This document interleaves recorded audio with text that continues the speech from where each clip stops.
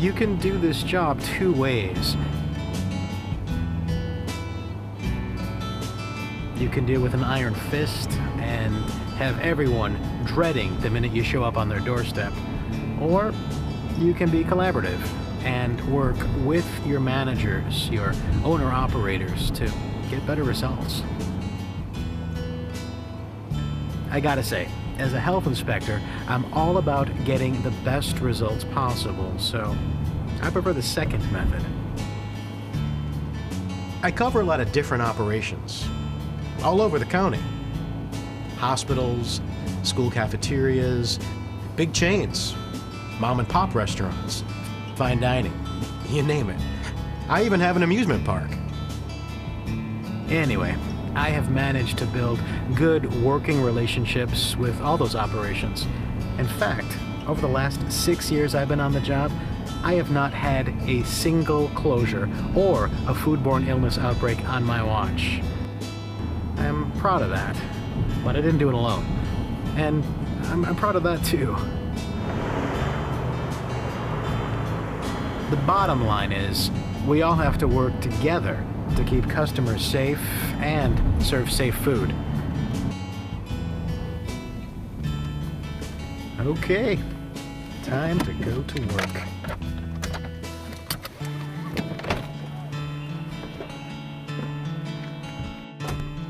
It all starts with sanitary facilities and equipment.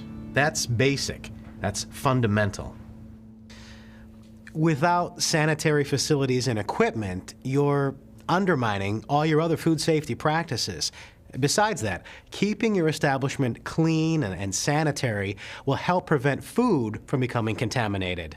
It also helps prevent another potential source of contamination from thriving in your establishment: pests. Accomplishing this and doing it right takes a lot of thought and planning. So here's what you need to know. You have to know exactly what's meant by the term sanitary equipment and facilities. Then you have to fully understand the process of cleaning and sanitizing. And you have to know about integrated pest management. A well-designed facility has been planned out so that both the building and all the equipment can be kept clean and in good repair. This makes it easier to keep food safe. Generally speaking, if a kitchen has been efficiently designed, you'll have a more sanitary facility. And a well-designed kitchen will also address lots of factors, including personal hygiene, workflow, contamination, and equipment accessibility. You should design your workflow plan with two key points in mind. First, you have to minimize the amount of time food spends in the temperature danger zone. Your storage areas, for example, should be located near the receiving areas to prevent time and temperature abuse caused by delays in storing food. And your prep tables should be located near refrigerators and freezers for the same reason. The second point that your workflow plan must take into account is minimizing the risk of cross-contamination. Never set up your prep areas in a way that would allow dirty equipment to touch clean equipment or food.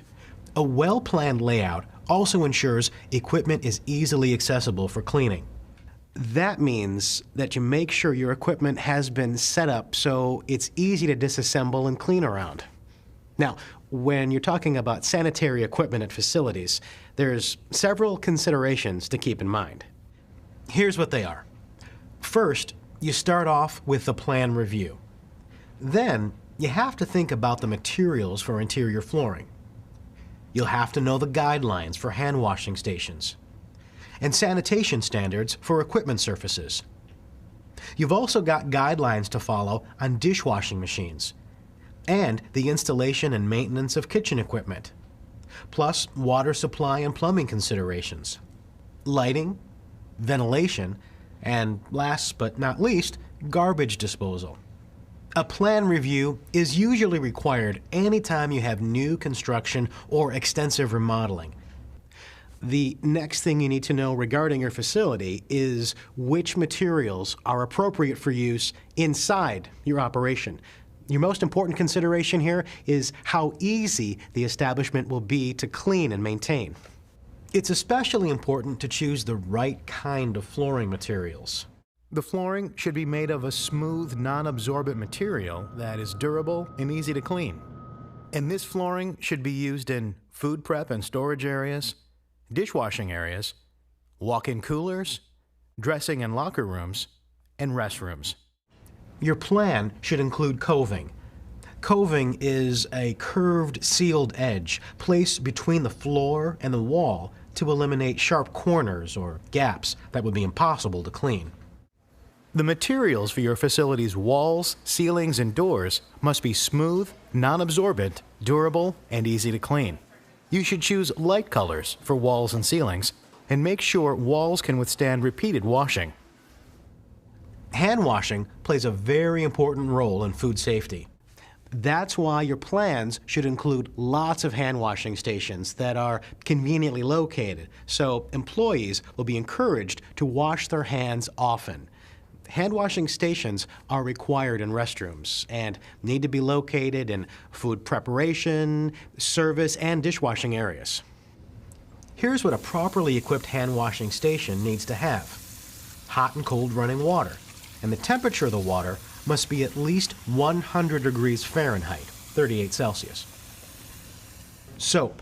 Liquid soap is generally preferred because it's easy to use and refill. There should also be something to dry hands. Most local codes require establishments to supply disposable paper towels in hand washing stations. You may want to consider installing a warm air dryer to provide an alternate method for drying hands if paper towels run out. But common cloth towels are not permitted because they can transmit contaminants from one person's hands to another. Hand washing stations should also have a waste container if disposable paper towels are provided. You should also post signs that say that employees are required to wash hands before returning to work. When you're buying equipment for your place, make sure it's been designed with sanitation in mind. All equipment with food contact surfaces must be safe, durable, corrosion-resistant, non-absorbent, sufficient in weight and thickness to withstand repeated cleaning, and smooth and easy to clean. They also have to be resistant to pitting, chipping, decomposition, scratching, scoring, distortion, and crazing. You know, those fine spider cracks. And any equipment that's exposed to splashing, spillage, or other food soiling needs to be constructed of smooth, non-absorbent, corrosion-resistant material. And the same goes for any surface that would require frequent cleaning. The surface of the equipment should be free of unnecessary ledges, projections, and crevices. It should also be designed and constructed to allow easy cleaning and maintenance. Organizations like NSF International and Underwriters Laboratories have helped simplify the task of choosing equipment designed for sanitation.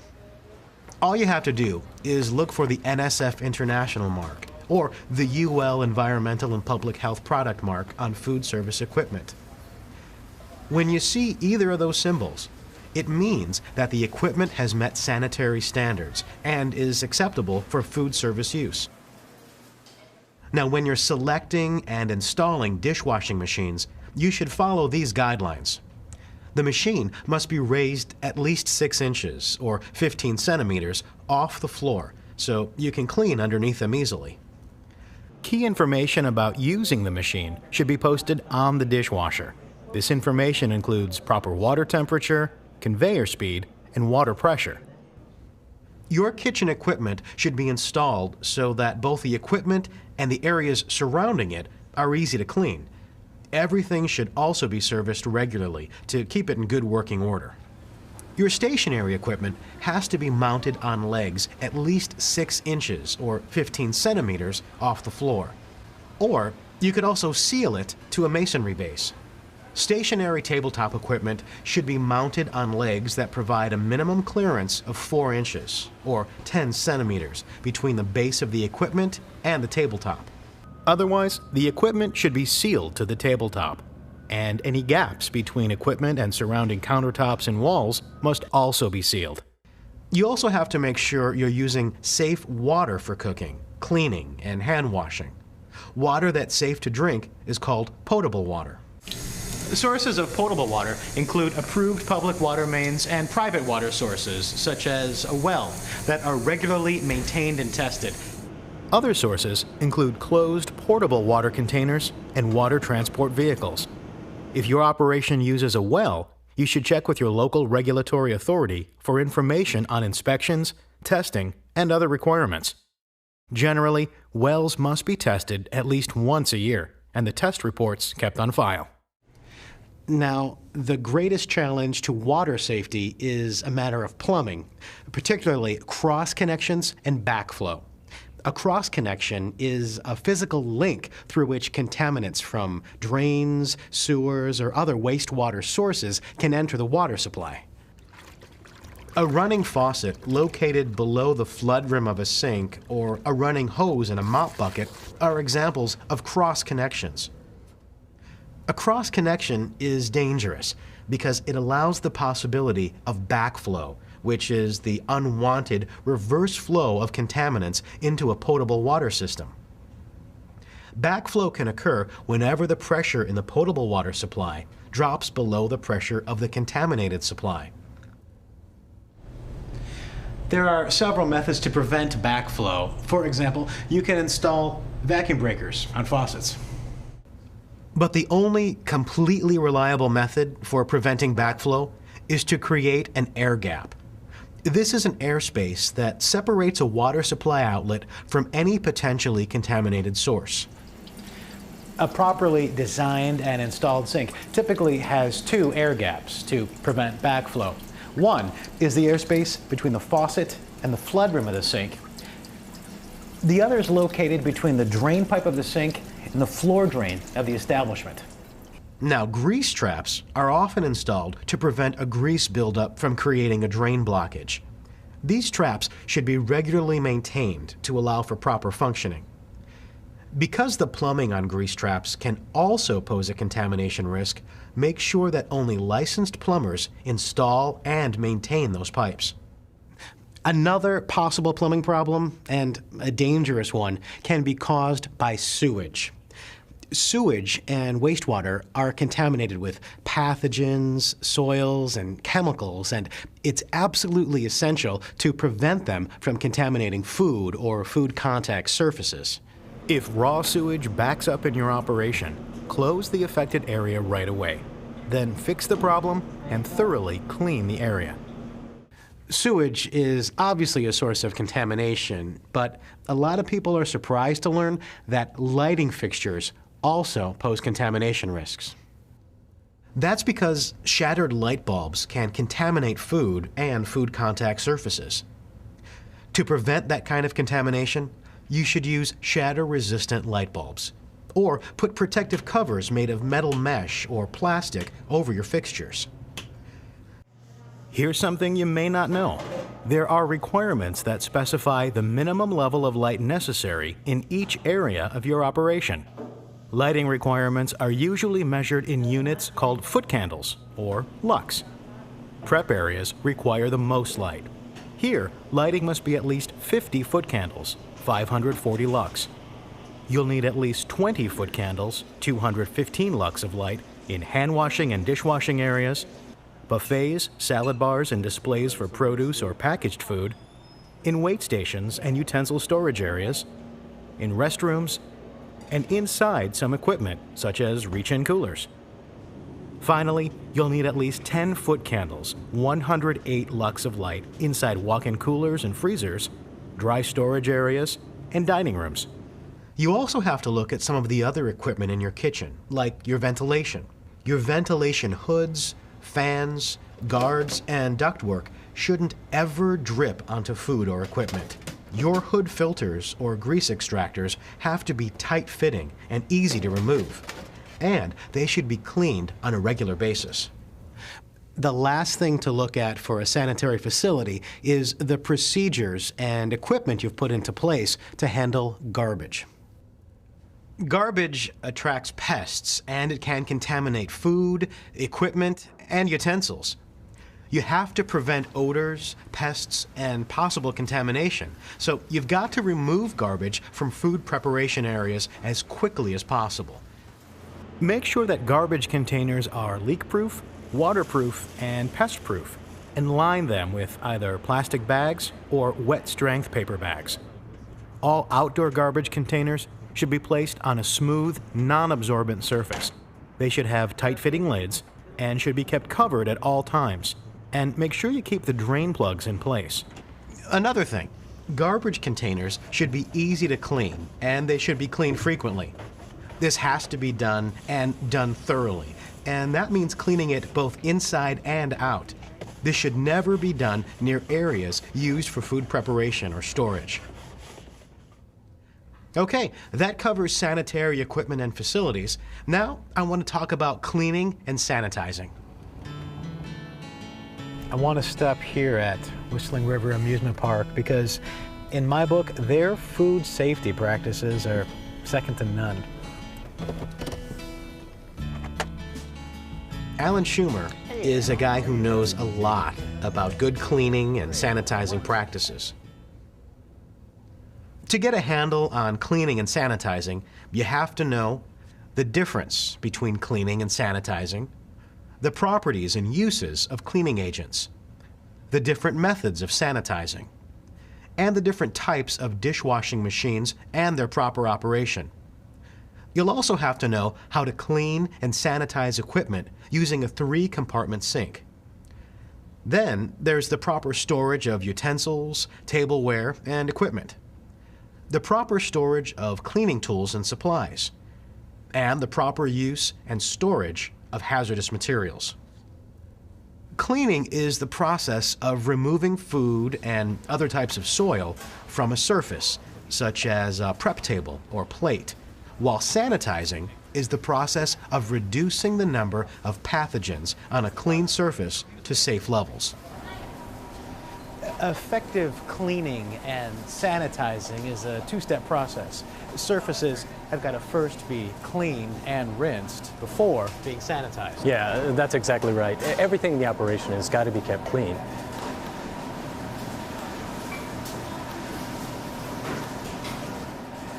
But any surface that comes in contact with food, such as knives, utensils, and cutting boards, has to be cleaned and sanitized. So all food contact surfaces must be washed, then rinsed, and then sanitized. And you have to do it after each use. Anytime you begin working with another type of food, anytime you're interrupted during a task and the tools or items you've been working with may have been contaminated, and at 4-hour intervals if items are constantly used. These aren't options or something that should be done most of the time. These are practices that should be followed all of the time. Cleaning agents are chemical compounds that remove food, soil, rust, stains, minerals, and other deposits. Since cleaning agents all have different properties, you should ask your supplier to help you select the ones that will meet your needs. There are different types of cleaners, and they've got specific uses.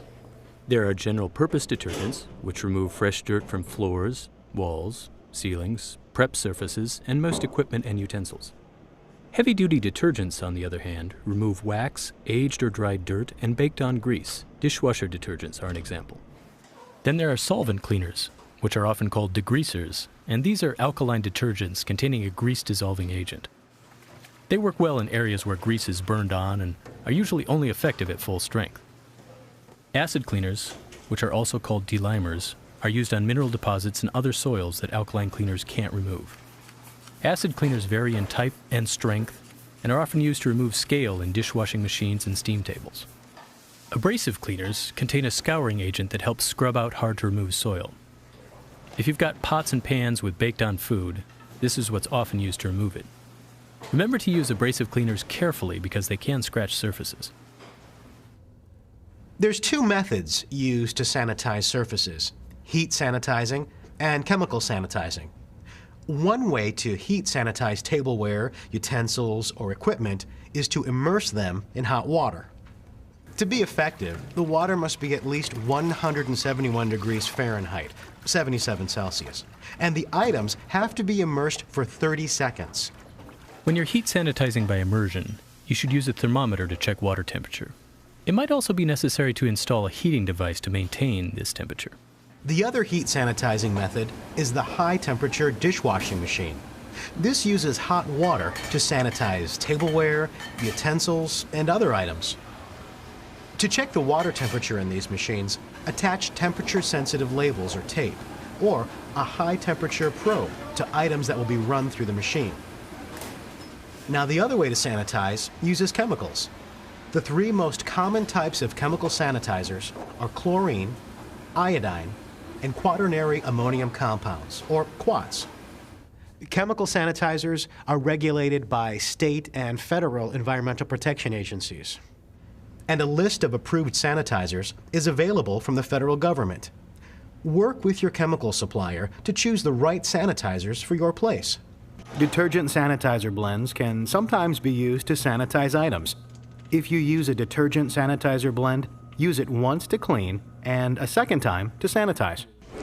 Tableware, utensils, and equipment can be chemically sanitized by immersing them in a specific concentration of sanitizing solution for a specific amount of time.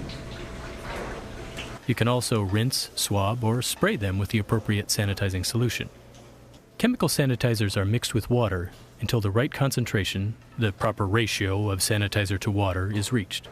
The right concentration is critical, because concentration below those required in your jurisdiction or recommended by the manufacturer could fail to sanitize objects. On the other hand, if the concentration is higher than recommended, they can be unsafe. When that happens, they can leave an odor or bad taste, and could even corrode metals. You should always measure the concentration using a sanitizer test kit, which registers the strength of the concentration in parts per million, or ppm. But make sure the test kit is designed for the sanitizer you're using. If you don't have the right test kit, they're usually available from the manufacturer or your chemical supplier. One last thing about the concentration of a sanitizing solution. You have to check it frequently, since the sanitizer loses its strength during use. Temperature is another factor that can influence the effectiveness of chemical sanitizers, so make sure you follow the manufacturer's recommendations for the proper temperature. Contact time is also important. For a sanitizing solution to kill pathogens, it has to make contact with the object for a specific amount of time. Manufacturer's recommendations should provide you with all the information you need. The pH and hardness of your water can also affect how well a sanitizer works. You can get this information from your municipality. Then you should work with your supplier to identify the right amount of sanitizer to use for your water. Okay, now let's talk about the different types of dishwashing machines and how they work. High-temperature machines rely on hot water to clean and sanitize, so the water temperature is critical. If it's not hot enough, items won't be properly sanitized. If it's too hot, it could vaporize before tableware and utensils have been sanitized. And there's also the possibility that extremely hot water could bake food onto an item. The dishwasher must be equipped with a built-in thermometer that measures water temperature at the manifold, the point where the water sprays into the tank. The temperature of the final sanitizing rinse must be at least 180 degrees Fahrenheit, 82 Celsius, to be effective. For stationary rack single temperature machines, the sanitizing rinse must be at least 165 degrees Fahrenheit, 74 Celsius. Operations that clean and sanitize a lot of tableware may need to install a heating device. This device will make sure the machines have enough hot water. The second type of dishwashing machines are chemical sanitizing machines. These can clean and sanitize items at much lower temperatures. Since different sanitizers require different rinse water temperatures, it's important to follow the dishwashing temperature guidelines provided by the manufacturer. All dishwashing machines should be operated according to the recommendations provided by the manufacturer. But no matter what type of machine you use, there are general procedures you should follow when cleaning and sanitizing tableware, utensils, and related items. That means you have to check the machine for cleanliness at least once a day, and clean it whenever it's needed. You need to clear detergent trays and spray nozzles of food and foreign objects. And you should remove mineral deposits caused by hard water using an acid cleaner on the machine whenever it's necessary. Make sure the detergent and sanitizer dispensers are properly filled. Before you send the soiled items through, you need to scrape, rinse, or soak items before washing, and pre-soak items with dried-on food. The dish racks need to be loaded correctly. That means making sure all surfaces are exposed to the spray action, using racks designed for the items being washed, and not overloading racks. You also need to check water temperatures and pressure following the manufacturer's recommendations. As each rack comes out of the machine, check it for soiled items. Once all the items are cleaned and sanitized, you have to let everything air dry. Now, don't use towels because they can recontaminate items you just cleaned. Finally, keep the dishwashing machine in good repair using the basic maintenance measures I talked about and any service agreement that you have with the manufacturer. You can also wash items using a 3-compartment sink. A properly set up station for a 3-compartment sink includes an area for rinsing away food or for scraping food into garbage containers, drain boards to hold both soiled and cleaned items, a thermometer to measure water temperature, chemical test strips to check sanitizer concentration, and a clock with a second hand that allows employees to time how long items have been immersed in the sanitizing sink. Before cleaning and sanitizing items in a 3-compartment sink, each sink and all work surfaces have to be cleaned and sanitized. There's 5 steps for cleaning and sanitizing tableware, utensils, and equipment in a 3-compartment sink. Step 1. Rinse, scrape, or soak all items before washing. Step 2. Wash items in the first sink in a detergent solution that's at least 110 degrees Fahrenheit, 43 Celsius. You should use a brush, cloth, or nylon scrub pad to loosen the remaining soil. And make sure you replace the detergent solution when the suds are gone or the water is dirty. Step 3. Immerse or spray rinse items in the second sink. You have to remove all traces of food and detergent. And if you're using the immersion method, replace the rinse water when it becomes cloudy or dirty. Step 4. Sanitize the rinsed items in the third sink by immersing them in a chemical sanitizing solution. Alternately, you can immerse them in hot water that's at least 171 degrees Fahrenheit, 77 Celsius, for 30 seconds. Step 5. Air dry all items. Don't use a towel. Once utensils, tableware, and equipment are clean, sanitized, and dry, store them so they stay that way. That means storing tableware and utensils at least 6 inches, 15 centimeters, off the floor. Keeping everything covered or otherwise protected from dirt and condensation, and cleaning drawers and shelves before clean items are stored. You also have to clean trays and carts used to carry clean tableware and utensils. Make sure that this is done on a daily basis or more often if necessary. When it comes to cleaning the operation, there are several things to keep in mind. Non-food contact surfaces such as floors, ceilings, equipment exteriors, restrooms, and walls must be cleaned regularly. This will keep dust and dirt, food residue, and other debris from building up.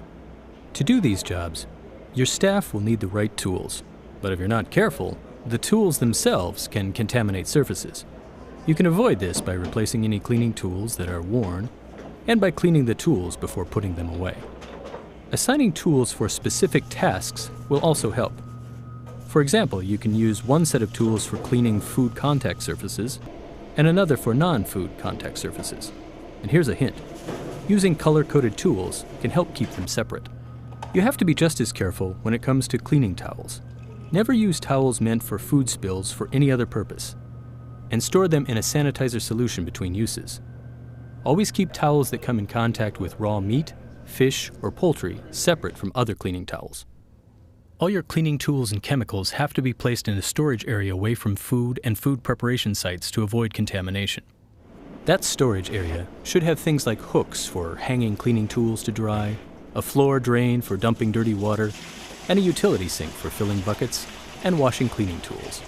Oh, and by the way, never clean tools anywhere but in that utility sink. Some of the cleaning solutions you'll use have to be considered hazardous materials. And by definition, hazardous materials always pose some risk of chemical contamination. You should reduce your risk by working with your chemical suppliers and purchase only those chemicals that are approved